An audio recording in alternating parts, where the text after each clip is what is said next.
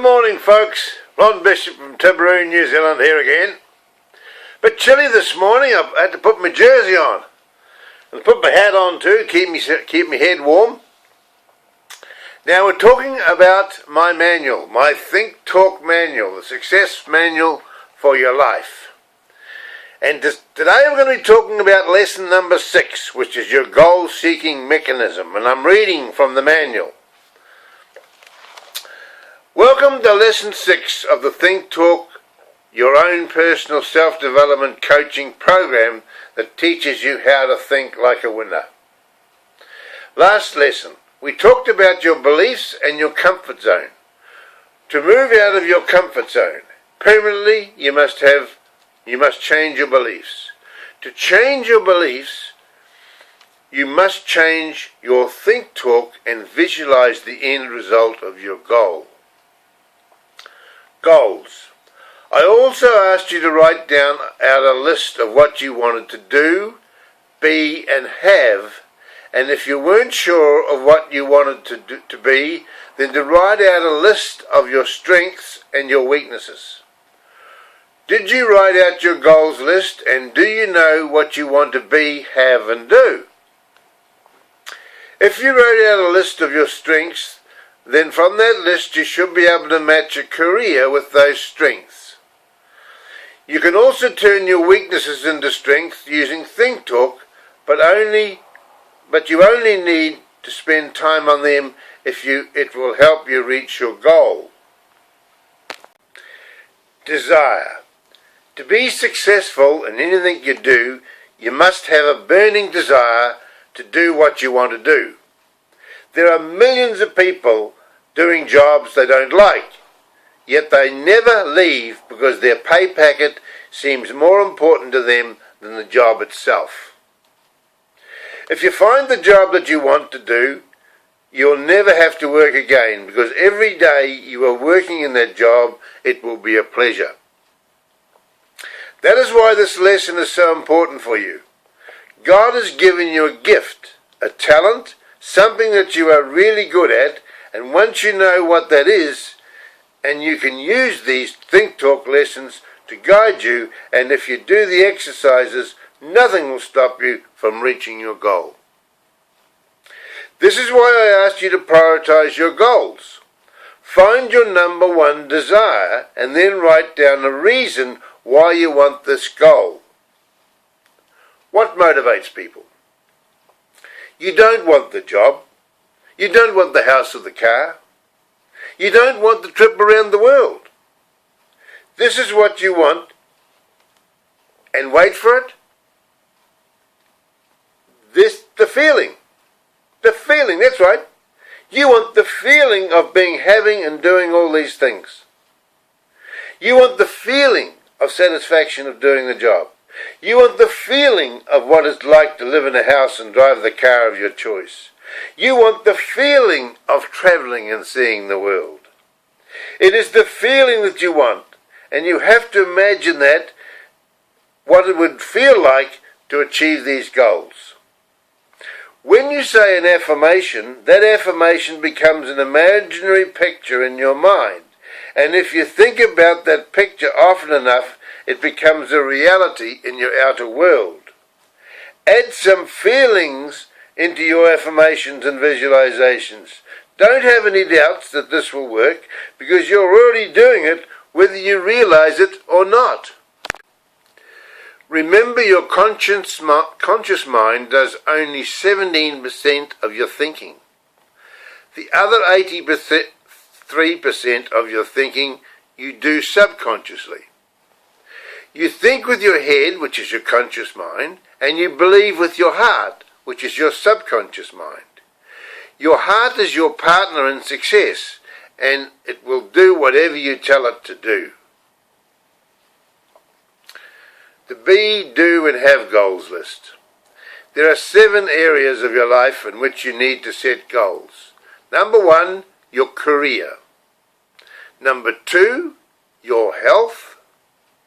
Number 3, personal. Number 4, your finances. Number 5, spiritual. Number 6, recreation. And number 7, relationships. You need to decide what you want to do, be and have based around these 7 areas. Success is not being good at only 1 or 2 of these. Success is having a balance in all areas of these. You then need to prioritize your goals as to which are the most important to you and give a reason why you want these goals. Here is how to set out your goals list. My B goal. If I could become anything I wanted, this is what I would be. And you write out what you would be. Why? The reason I want to become this is because. And you write out the reason. Number 2, my do goal. If I could do anything I wanted, this is what I would do. And the reason why? The reason I want to do this is because. And you write out the reason why you want to do it. Number 3, my have goal. If I could have anything I wanted, this is what I would have. And the reason why. The reason I want to have this is because. And you write out why you want that to have that. Goals in themselves will not motivate you. It is the why you want the goal that will motivate you. For example, my why goal. I have had many occupations and I've mixed with people from all walks of life. I've done everything from cleaning toilets to managing and directing companies. In all my travels, the saddest things I've seen is people whose lives have been messed up because no one has been there for them to teach them how to think. That is what drives me. It's not the money I earn from my work, but the feeling I get when I see someone pick up a Think Talk manual, run with it, and completely turn their life around. A young man came up to me recently and said, "Are you Ron Bishop?" And I said, "Yes." He said, "Do you remember me?" He said, "I was in your class, the coaching you did for us at the Timaru Boys High School." And he said, "You turned my life around. And I just want to thank you." He said, "What you taught us turned my life around. I could have gone down the wrong path, and I'm very thankful for you." That's what drives me, you see, when people come up to me and say those things. We're looking at your brain. On the left-hand side is your analytical side of your brain. On the right-hand side is your creative side. Analytical, where you have your short-term memory, your logic and reason, your reading and writing, your mathematics, speech, singular, facts and recall. They're on the left-hand side of your brain, called your analytical side of your brain. On the right-hand side of your brain is your creative side, your long-term memory, your images and pictures, imagination, perception, musical, holistic, dreams, spiritual. Those are the things on the right-hand side of your brain, your creative side of your brain.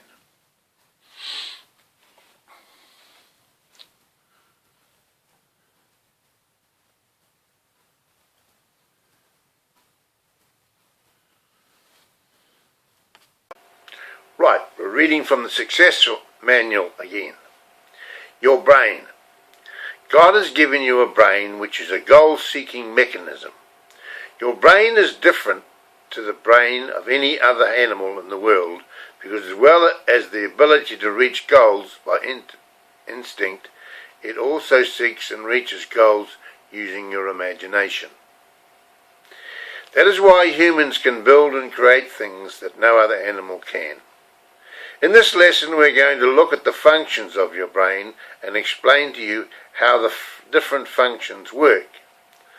I'm not going to describe in detail all the medical terms of different parts of the brain, As interesting as they may be, for some, it is useless information because you need only to be interested in what the brain does, not what it's made of. Functions of the brain. From the graphic you will see that there are two sides of your brain. The left side of your brain is the analytical side, and that it analyzes all the information coming into your brain. The right side is your creative side, where all the creative functions are stored. Long and short-term memory. Your brain memorizes information by first storing it in your short-term memory. Unless you do something with this information, such as writing it down or repeating it several times, it will be lost. You may wake up in the middle of the night with a different idea, but unless you write it down, the chances are you will have forgotten it by the morning. Learning is a very simple process. It's just a matter of transferring information from your short-term memory to your left brain across to your long-term memory in your right brain. Ask yourself this question: how did you learn to drive a car or use a computer? Someone showed you how to do it, or you figured it out for yourself. The only way you ever got good at it was because you continued to consciously repeat the same thing over and over again until now you do it automatically. This is because the information is now stored in your long-term memory of your subconscious mind. All learning, including the way you think, is by repetition.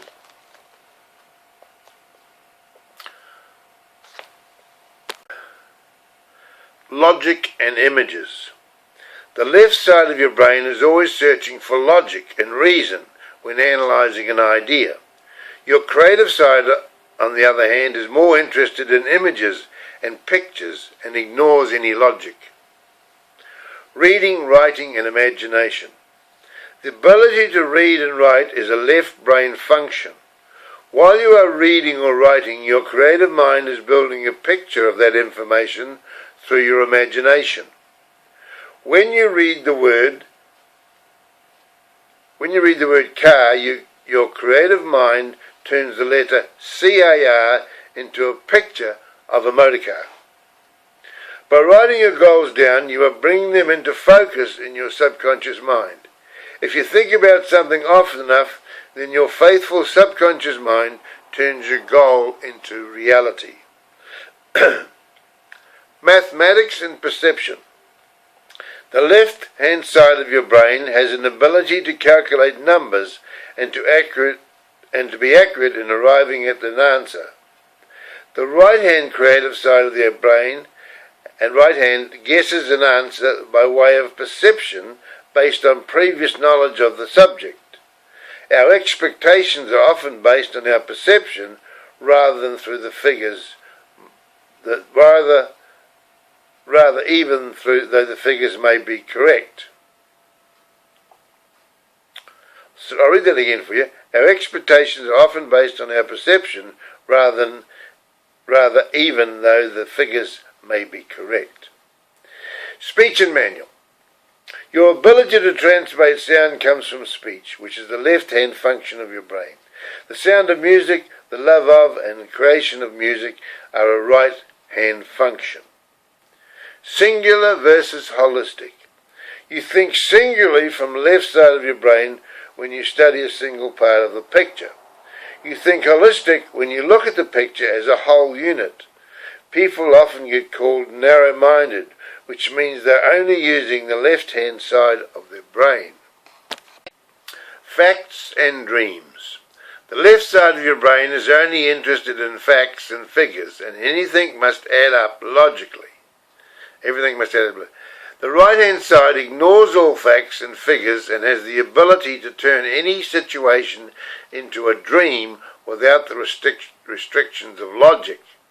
That is why your dreams are often jumbled and often don't make any sense. Recall and spiritual. Once information is stored in your long-term memory, it must be recalled when you need it. Your recall ability is a left brain function. It is often said that we never forget things, it's just that we have a problem with our recall ability. As well as having a physical body, you have a spirit, which is a function of the creative side of your brain. Your creative side relies on your spirit to provide you with the answers to many of your problems. Communication with your spirit to solve problems is done using medication or prayer. Meditation or prayer, not medication. Analytical and creative. As you study this chart, ask yourself which side of the brain you use the most. This, of course, will very much depend on your occupation. For example, if you're an accountant, you would be predominantly a left brain thinker, while an artist would be a right brain thinker. You need to learn how to use both sides of your brain. Too many people rely too much on the left, the analytic side of their brain, and do not exercise their creative right-hand side.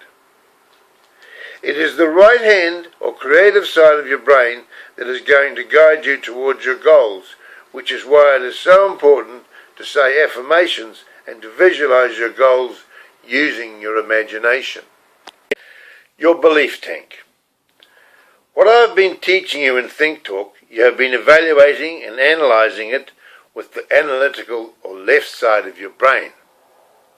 Some of it you will agree with, the information, and some won't, depending on your past experiences of this subject. There's no difference between your brain and mine. We both have the same functions. The only difference is the information that each of us has stored in our belief tank. If the information I give you is new to you, then there is a good chance you will believe what I say. However, if you have tried what I say and it did not work for you, then the chances are you won't believe me.